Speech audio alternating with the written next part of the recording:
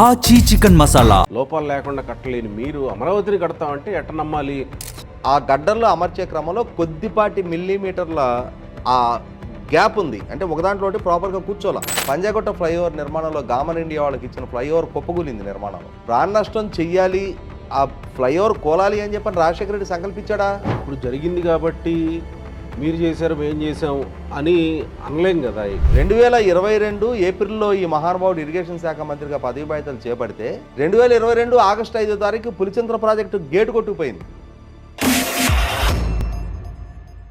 నమస్తే, తెలుగు న్యూస్కి స్వాగతం. ఆంధ్రప్రదేశ్లో అత్యంత ప్రతిష్టాత్మకంగా నిర్మితమవుతుంది అమరావతి. దానికి సంబంధించి కాంట్రాక్టులు పిలిచారు. దాదాపు 50,000 కోట్లకు పైగా పనులు జరుగుతూ ఉన్నాయి. అందులో భాగంగానే కీలకమైనటువంటి అమరావతికి వెళ్ళడానికి హైవే నుంచి NH16 నుంచి అమరావతికి వెళ్ళే దారి ఏదైతే ఉందో 2014 నుంచి పరిస్థితి ఎలా ఉందో మనం చూస్తున్నాం. అమరావతి మొదలైనప్పటి నుంచి పరిస్థితి మనం చూస్తూనే ఉన్నాం.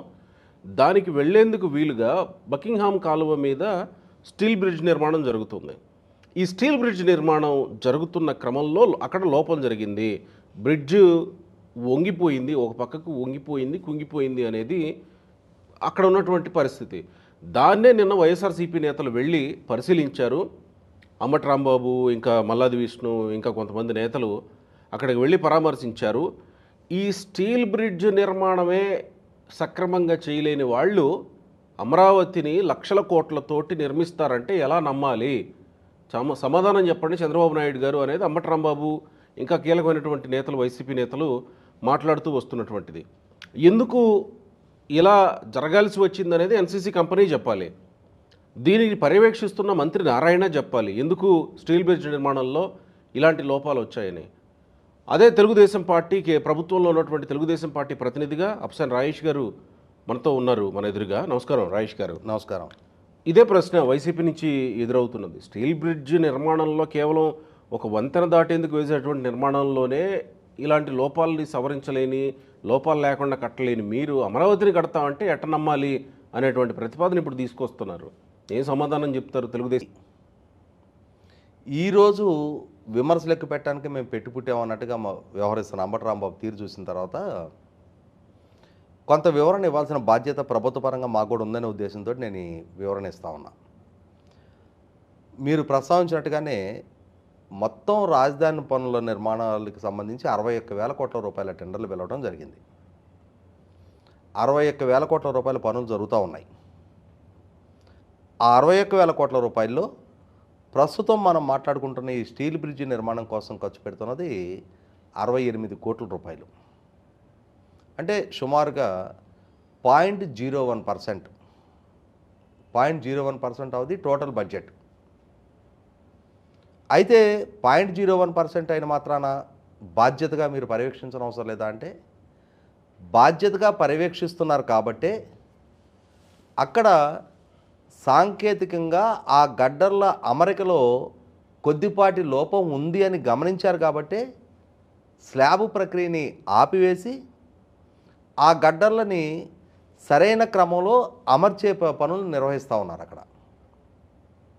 అరే ఈ లోపం ఏముంది, దీన్ని మనం పెద్దగా పట్టించుకోవాల్సిన నష్టం లేదు, మీరు స్లాబులు వేసేయండి అని చెప్పని కనుక అక్కడ అధికారులు ఆ విధంగా వ్యవహరిస్తే, అక్కడ కాంట్రాక్టర్లు ఆ విధంగా పనులు కొనసాగిస్తే, అలా కొనసాగిస్తున్నా కూడా ప్రభుత్వ పరంగా సరైన పర్యవేక్షణ లేకుంటే ఈ అంబటి రాంబాబు లాంటి వాళ్ళు వచ్చి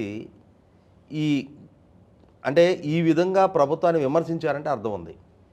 అంబటి రాంబాబు విమర్శిస్తూ ఉన్నాడు, నారాయణ లోకేష్ అని చెప్పని వ్యంగ్యంగా మాట్లాడుతూ ఉన్నాడు. మరి నాకు గుర్తున్న వరకు ఈ అంబటి రాంబాబు గతంలో ఏపీఐసి చైర్మన్గా పనిచేశాడు. ఏ ప్రభుత్వంలో? డాక్టర్ వైఎస్ రాజశేఖర రెడ్డి ప్రభుత్వంలో.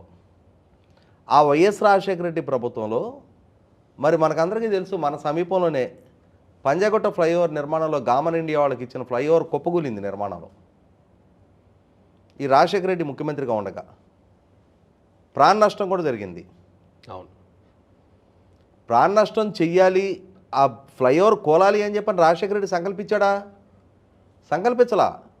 కానీ ఆ నిర్మాణం జరిగే క్రమంలో అక్కడ పర్యవేక్షణ లోపంతో కొంత సాంకేతికపర సమస్య తలెత్తింది, కుప్పకూలింది. ఇక్కడ ఆ తలెత్తిన సాంకేతిక సమస్యని ఐడెంటిఫై చేశారు, అక్కడ పనులను ఆపేసి దాన్ని చక్కదిద్దే ప్రయత్నం చేస్తూ ఉన్నారు. మరి దీన్ని ఎలా తప్పుపడతా ఉన్నావు? అక్కడ మూర్ఖంగా కనుక ఏ సాంకేతిక సమస్య తలెత్తినా మేము దాన్ని పరిగణలోకి తీసుకోము అని చెప్పని స్లాబ్ వేసేసే పని చేస్తూ ఉండుంటే ఆ రోజు అంబట్రాంబాబు లాంటి వాళ్ళు ఆక్షేపించారంటే అర్థం ఉంది. ఆ గడ్డల్లో అమర్చే క్రమంలో కొద్దిపాటి మిల్లీమీటర్ల ఆ గ్యాప్ ఉంది, అంటే ఒకదాంట్లో ప్రాపర్గా కూర్చోలా.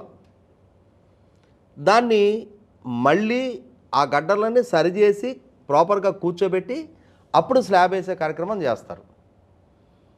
నిర్మాణ క్రమంలోనే అధికారులు గుర్తించారు కాబట్టే అది వెలుగులోకి వచ్చింది. చక్కదిద్దే కార్యక్రమం జరుగుతుంది కాబట్టే స్లాబ్ వేసే కార్యక్రమాన్ని ఆపేశారు.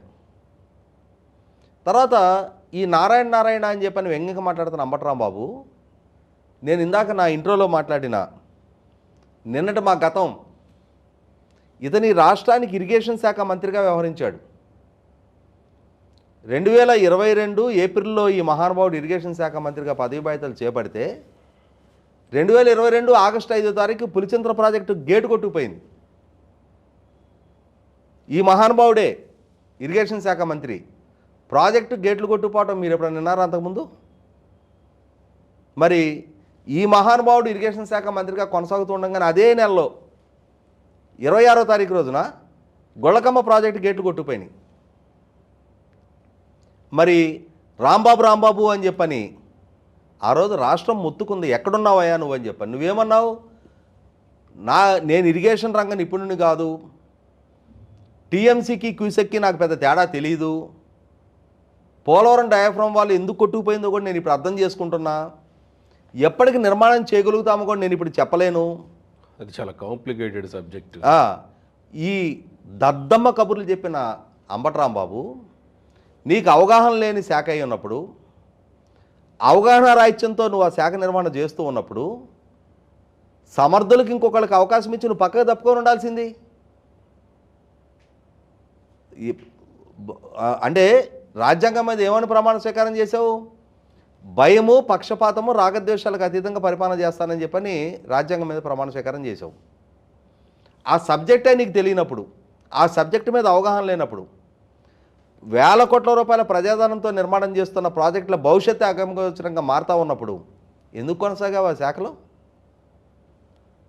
2024 జూన్ 4 ఎన్నికల్లో ఓటమి చెందేదాకా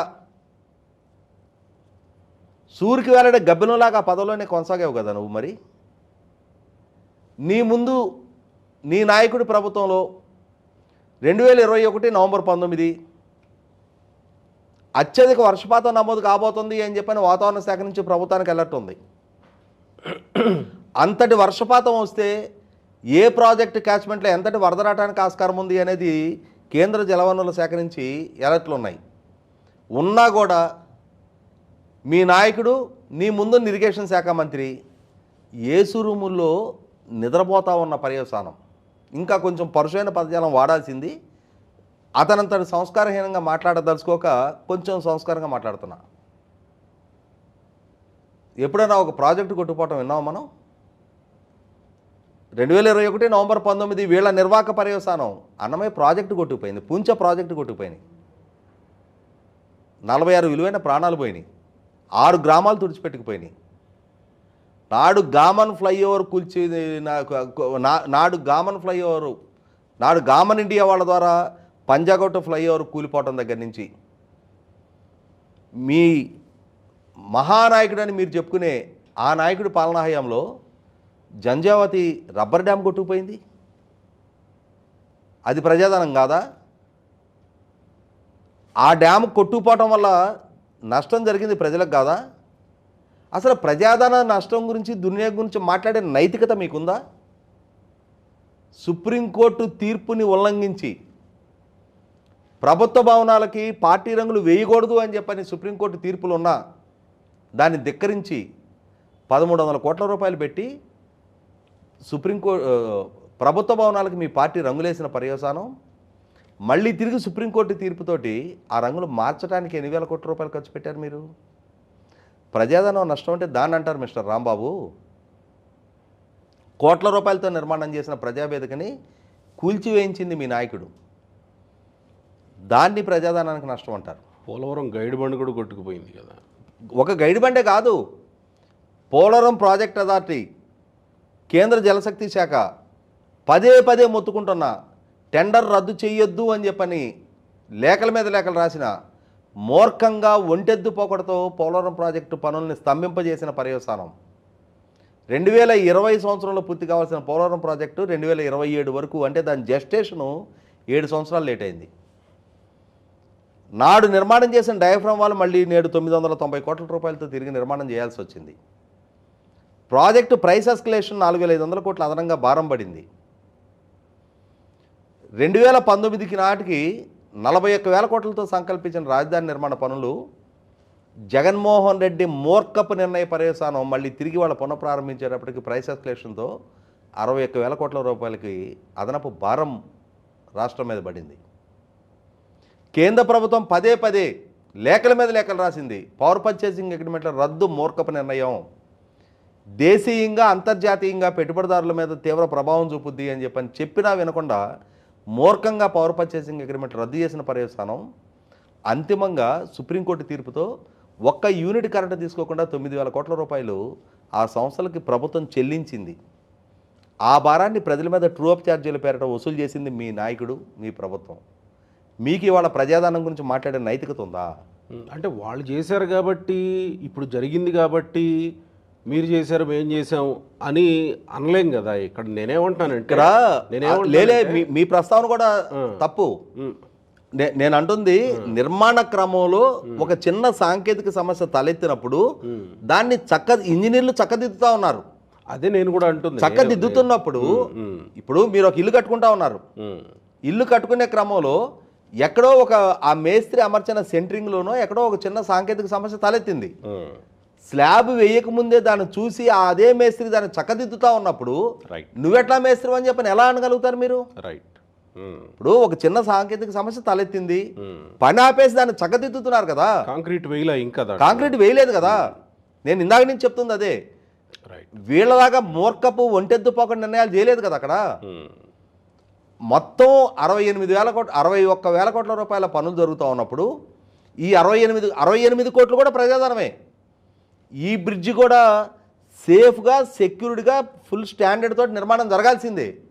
ఈ జరిపే క్రమంలో ఇంజనీరింగ్ సిబ్బంది వాళ్ళ డిజైన్లో చిన్నపాటి లోపం తలెత్తినప్పుడు అదే ఎన్సీసీ కూడా క్లారిటీ ఇచ్చి దాన్ని వాళ్ళు చక్కదిద్దుకుంటా ఉన్నప్పుడు వాళ్ళే చక్కదిద్దుతున్నారు. చక్కదిద్దుతున్నప్పుడు నువ్వెళ్ళి హడావుడి చేయాల్సిన అవసరం మొత్తం రాజధాని నిర్మాణ పనులకు వంకబెట్టే అంతటి స్థాయి, అంతటి నిజాయితీ చిత్తశుద్ధి నీకు లేదు అని చెప్తున్నాను నేను. రైట్. నీ చరిత్ర, నీ నాయకుడి చరిత్ర, నీ నాయకుడు నాయన చరిత్ర ఒకసారి తరచు చూసుకుంటే మీ ఫెయిల్యూర్స్తో కంపేర్ చేస్తే వాటిని అసలు ఫెయిల్యూర్స్ అంటారు. 1,000 కోట్ల రూపాయల ప్రజాధనానికి నష్టం చేసిన నేపథ్యం మీది, విలువైన ప్రాణాలు తీసిన నేపథ్యం మీది.